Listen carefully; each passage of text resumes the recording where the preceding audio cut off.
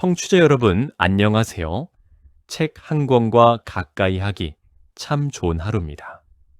책에는 삶의 지혜가 담겨 있다고 하죠. 오늘은 이런 내용을 담은 저자 니코스 카잔차키스의 책 그리스인 조르바를 함께 읽어보겠습니다. 창밖을 한번 내다보세요.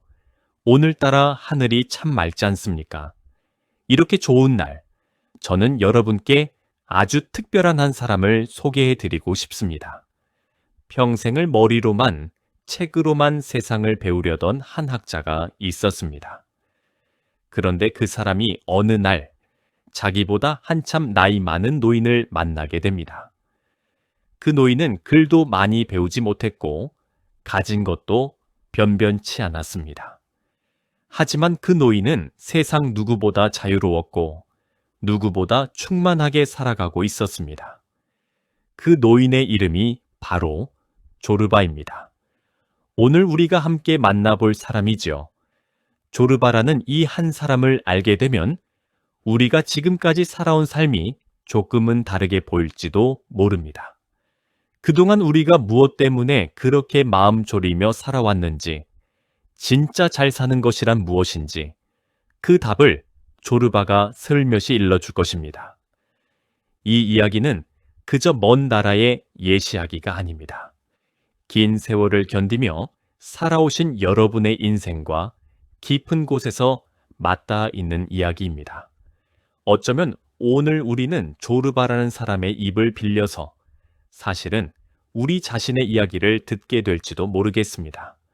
자, 그럼 천천히 마음 편히 이 이야기 속으로 함께 들어가 보실까요?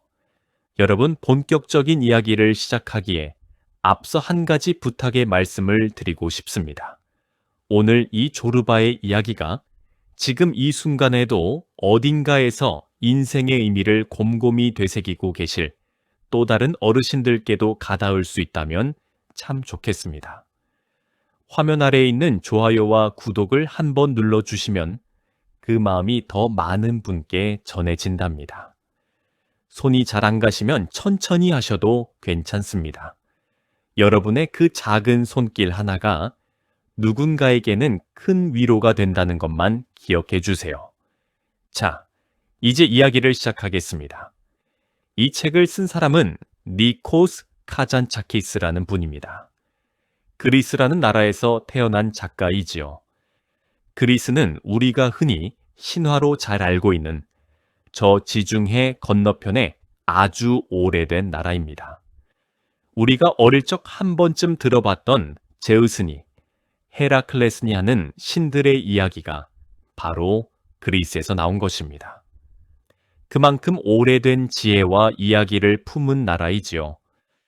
카잔차키스는 그 그리스가 낳은 가장 위대한 작가 가운데 한 사람으로 손꼽힙니다. 그는 젊은 시절부터 세계 곳곳을 떠돌아다녔습니다. 한 곳에 머물러 있지 못하는 사람이었습니다. 그러면서 평생을 두고 한 가지 질문을 붙들고 살았습니다. 사람은 어떻게 살아야 하는가? 진정한 자유란 무엇인가? 이 어려운 질문에 대한 답을 그는 책상 앞에서 찾지 못했습니다. 아무리 어려운 책을 읽고 아무리 깊이 생각을 해도 그 답은 좀처럼 손에 잡히지 않았습니다. 그러다 실제로 만난 한 사람을 통해서 그 답의 실마리를 얻게 됩니다. 그 사람이 바로 조르바였습니다. 카잔차키스는 자기가 실제로 만났던 이 놀라운 노인의 이야기를 소설로 풀어낸 것입니다. 그러니 이 조르바라는 사람은 작가가 머릿속에서 지어낸 인물이 아닙니다. 실제로 이 세상에 살았던 살아 숨쉬던 사람이라는 말입니다. 그래서 더욱 마음에 와닿는지도 모르겠습니다. 이야기는 이렇게 시작됩니다. 그리스의 어느 항구 도시였습니다. 한 젊은 지식인이 배를 기다리고 있었습니다. 이 사람이 바로 이야기를 들려주는 주인공입니다.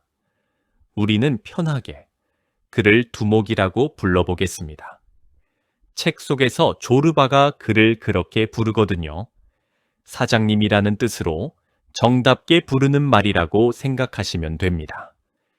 이 두목은 책을 아주 많이 읽은 사람이었습니다. 부처의 가르침을 연구하고 어려운 철학책을 끼고 살았습니다. 머릿속에는 온갖 지식이 가득 차 있었죠.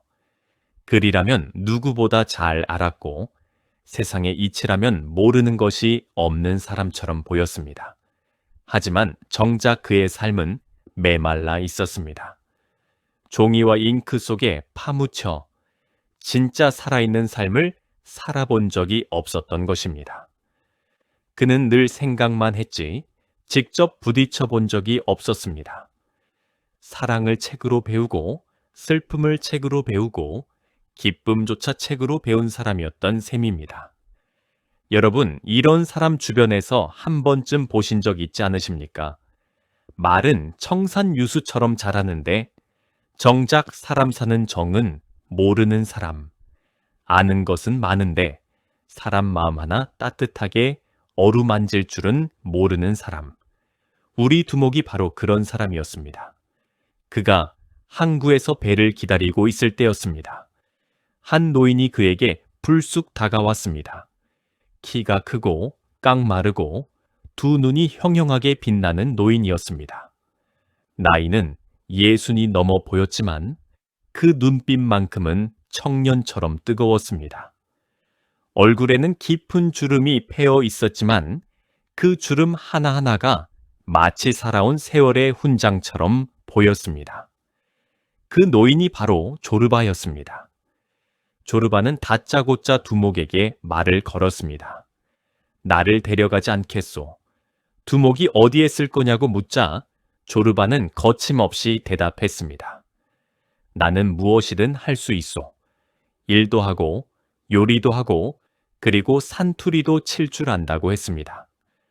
산투리라는 것은 그리스 사람들이 즐겨 켜는 작은 현악기입니다.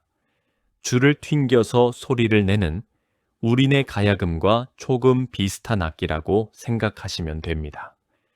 그런데 조르바가 덧붙인 말이 참 인상적이었습니다.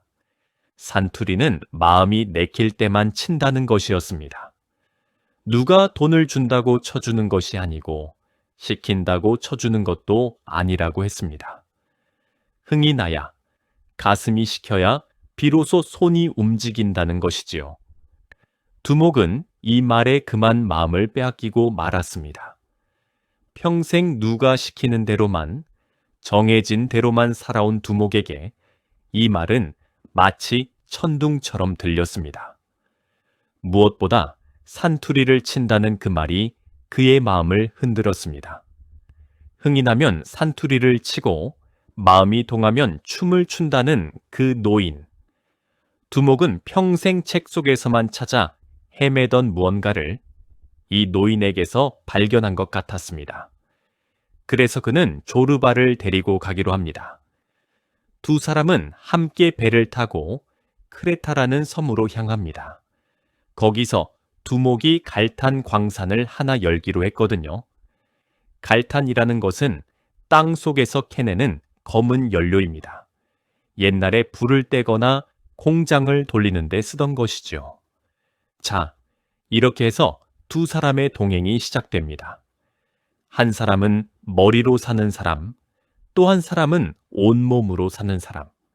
이 정반대의 두 사람이 함께 살아가면서 두목은 조금씩 변해가기 시작합니다. 마치 메마른 땅에 단비가 스며들듯이 조르바라는 사람이 두목의 메마른 가슴에 천천히 스며든 것입니다. 여러분, 조르바라는 사람의 진짜 매력이 무엇인지 아십니까? 그것은 바로 모든 것을 마치 난생 처음 보는 것처럼 대한다는 점입니다. 두목이 하루는 조르백에 물었습니다. 저 돌은 무엇이고, 저 바다는 무엇이고, 저 새는 무엇이냐고.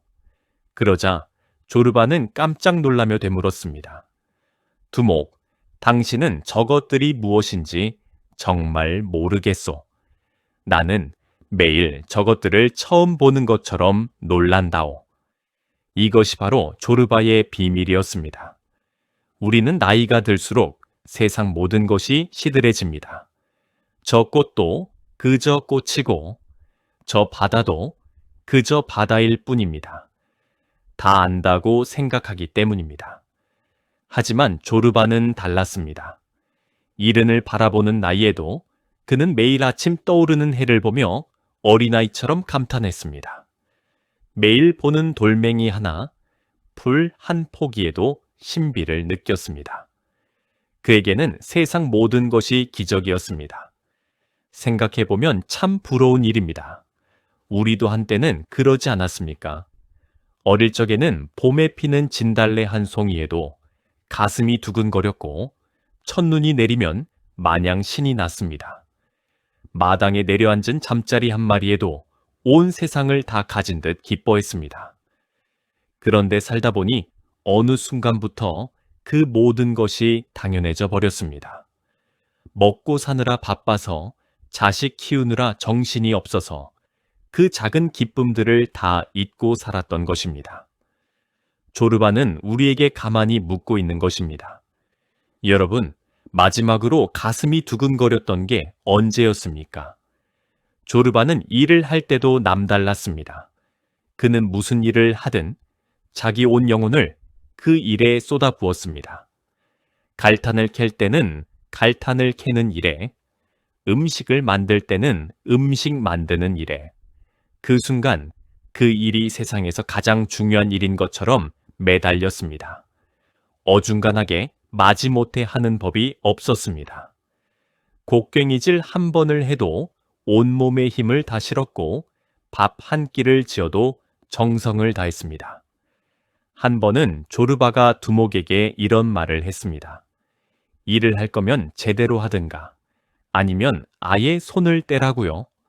어중간하게 하는 것이 가장 나쁘다고 했습니다. 돌을 들면 그 돌을 온 힘을 다해 들고 사랑을 하면 온 마음을 다해 사랑하라는 것이었습니다. 무슨 일이든 반쯤 마음을 담고 반쯤 딴 데 정신을 파는 것. 그것이야말로 자기 인생을 반쯤만 사는 것이라고 했습니다. 이 말이 참 가슴에 와닿지 않으십니까? 우리는 살면서 얼마나 많은 일을 건성으로 해왔습니까? 마음은 다른 데 가 있으면서 몸만 그 자리에 있었던 적이 얼마나 많았습니까? 밥을 먹으면서도 걱정을 하고, 사람을 만나면서도 딴 생각을 하고, 자식들과 마주 앉아서도 마음은 늘 다른 근심에 가 있었습니다. 조르바는 그렇게 살지 않았습니다. 그는 지금 이 순간 자기가 하는 그 일에 완전히 살아 있었습니다. 어쩌면 그것이 그토록 가진 것 없는 그가 누구보다 부유하게 살 수 있었던 비결인지도 모르겠습니다. 여러분, 이야기가 한창 무르익었습니다. 여기서 잠시 숨을 고르며 한 말씀만 더 드리겠습니다. 혹시 지금 이 조르바의 이야기가 여러분의 마음 한구석을 살며시 건드리고 있다면 그 마음을 다른 분들과도 나누어 주시면 어떨까요? 구독 버튼을 한번 눌러두시면 다음에 또 이렇게 좋은 이야기로 여러분을 찾아뵐 수 있습니다. 여러분의 인생이 결코 헛되지 않았다는 것을 저는 이 방송을 통해 늘 응원하고 있습니다. 자, 그럼 다시 이야기로 돌아가 보겠습니다. 조르바와 두목이 함께 지내는 동안 여러 가지 일이 일어났습니다. 그 중에서도 가장 잊을 수 없는 것은 조르바의 춤이었습니다. 조르바는 말로 다 할 수 없는 감정이 가슴에 차오를 때면 벌떡 일어나 춤을 췄습니다. 기뻐도 춤을 추고 슬퍼도 춤을 추었습니다. 말로는 도저히 담을 수 없는 마음을 그는 온몸으로 풀어냈습니다. 한 번은 조르바의 어린 아들이 세상을 떠났을 때의 이야기를 들려주었습니다. 너무나 큰 슬픔에 도저히 견딜 수가 없었다고 합니다. 가슴이 미어지고 숨조차 쉴 수 없을 만큼 아팠다고 했습니다. 그때 그는 어떻게 했을까요? 그는 일어나 춤을 췄습니다. 슬픔을 가슴에 묻어두는 대신 온몸으로 그 슬픔을 토해낸 것입니다. 사람들이 미쳤다고 했지만 조르바는 그렇게 해서 그 견딜 수 없는 슬픔을 이겨냈습니다. 여러분, 자식을 먼저 떠나보낸 부모의 마음을 그 누가 다 헤아릴 수 있겠습니까? 세상에서 가장 큰 슬픔이라고들 하지요. 그 슬픔을 조르바는 가슴의 응어리로 남겨두지 않았습니다. 춤이라는 자기만의 방식으로 그 슬픔을 끝까지 마주하고 흘려보낸 것입니다. 이것이 바로 조르바가 사는 방식이었습니다. 그는 감정을 억누르지 않았습니다. 기쁨도 슬픔도 분노도 그 모든 것을 온몸으로 정직하게 표현했습니다. 우리는 어떻습니까? 우리는 평생 참는 것을 미덕으로 알고 살아오지 않았습니까? 슬퍼도 내색하지 않고 힘들어도 꾹 참고 눈물이 나도 남들 앞에서는 억지로 웃었습니다. 그렇게 가슴에 쌓이고 쌓인 응어리가 우리네 어르신들의 마음속에 얼마나 깊이 박혀 있겠습니까? 한이라는 말, 우리에게는 참 익숙한 말이지요. 그 한을 우리는 그저 가슴 속에 묻어두고만 살았습니다. 조르바는 그렇게 참고만 살지 말라고 가끔은 풀어내며 살라고 말하는 듯합니다. 두목은 이런 조르바를 보면서 자기 자신이 얼마나 메마른 사람이었는지를 깨닫게 됩니다. 두목은 사랑하는 마음이 있어도 표현하지 못했고 하고 싶은 일이 있어도 머릿속으로만 따지다가 결국 아무것도 하지 못하는 사람이었습니다. 머리가 너무 커서 가슴이 시키는 일을 하지 못했던 것입니다. 책 속에서는 누구보다 현명했지만 진짜 삶 앞에서는 한없이 서툴고 겁 많은 사람이었습니다. 실제로 책 속에는 이런 일도 나옵니다. 두목이 마음에 둔 한 여인이 있었습니다. 하지만 그는 그 마음을 한참이나 표현하지 못하고 머뭇거리기만 했습니다. 머릿속으로는 온갖 생각을 다 했지만 정작 바른 한 걸음도 떼지 못한 것입니다. 그런 두목을 보다 못한 조르바가 답답해하며 말했습니다. 두목, 대체 무얼 그렇게 망설이시오? 인생은 짧소. 하고 싶은 것이 있으면 지금 하시오. 이런 조르바의 말은 두목의 가슴을 번번이 후려쳤습니다. 이야기의 끝자락에서 두목이 벌인 큰 사업이 그만 보기 좋게 실패하고 맙니다. 산에서 나무를 베어 케이블로 실어 나르는 아주 큰 공사를 벌였는데 그것이 첫날부터 와르르 무너져 버린 것입니다. 사람들을 다 불러 모아놓고 잔치까지 벌이며 시작한 일이었습니다. 그런데 그 거창한 시설이 첫 번째 통나무가 내려오자마자 우지끈 부러지고 두 번째도 부러지고 결국 와장창 다 무너져 내렸습니다. 그동안 쏟아부은 돈이 한순간에 다 날아가 버렸습니다. 보통 사람 같으면 땅을 치고 통곡할 일이었습니다. 그런데 이 큰 실패 앞에서 두 사람은 어떻게 했을까요? 놀랍게도 그들은 마주 앉아 통째로 구운 양고기를 먹고 술을 마시며 함께 춤을 췄습니다. 모든 것을 잃은 그 순간에 그들은 오히려 가장 통쾌하게 웃었습니다. 조르바가 두목에게 말했습니다. 두목, 우리 춤이나 춥시다. 그러고는 두 사람은 바닷가에서 미친 듯이 춤을 추었습니다. 망한 사업 따위는 까맣게 잊은 듯이 파도 소리에 맞춰 덩실덩실 춤을 춘 것입니다. 바로 이 장면이 이 책에서 가장 유명한 대목입니다. 모든 것을 잃었지만 그래서 오히려 모든 것으로부터 자유로워진 순간, 잃을 것이 없으니 더 없이 홀가분해진 그 순간, 두목은 그제야 비로소 머리가 아닌 가슴으로 사는 법을 배우게 됩니다. 평생 책으로도 배우지 못했던 그 진리를 조르바와 함께 춤추며 깨달은 것입니다. 그 춤 한 판이 두꺼운 철학책 100권보다 더 큰 가르침을 준 셈이지요. 여러분, 우리도 인생을 살면서 많은 것을 잃어왔습니다. 젊음도 잃고, 건강도 조금씩 잃고, 사랑하는 사람들도 하나둘 떠나보냈습니다. 때로는 평생 모은 재산을 한순간에 잃기도 했습니다. 자식 때문에 혹은 세상 풍파에 휩쓸려 빈손이 되어버린 적도 있었을 것입니다. 그때마다 우리는 얼마나 마음 아팠습니까? 잠 못 이루는 밤은 또 얼마나 많았습니까? 하지만 조르바는 말합니다. 잃는다고 끝이 아니라고. 오히려 그 안에 새로운 자유가 있다고 말입니다. 조르바라는 사람이 가르쳐준 가장 큰 가르침은 어쩌면 이것입니다. 인생은 머리로 사는 것이 아니라 가슴으로 사는 것이라는 가르침. 너무 많이 따지고, 너무 많이 걱정하고, 너무 많이 재다 보면 정작 살아있는 동안 제대로 살아보지도 못한 채 삶이 끝나버린다는 것입니다. 내일을 걱정하느라 오늘을 살지 못하고, 잃을 것을 두려워하느라 가진 것의 기쁨조차 누리지 못하는 것. 그것이 우리가 흔히 빠지는 함정입니다. 조르바는 죽음 앞에서도 의연했습니다.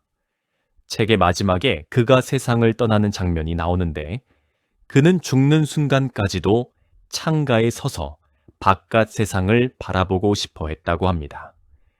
마지막 숨을 거두는 그 순간까지도 그는 삶을 향해 두 눈을 부릅뜨고 있었던 것입니다. 죽음조차 그의 삶에 대한 사랑을 꺾지 못했습니다. 이런 사람이 바로 조르바였습니다.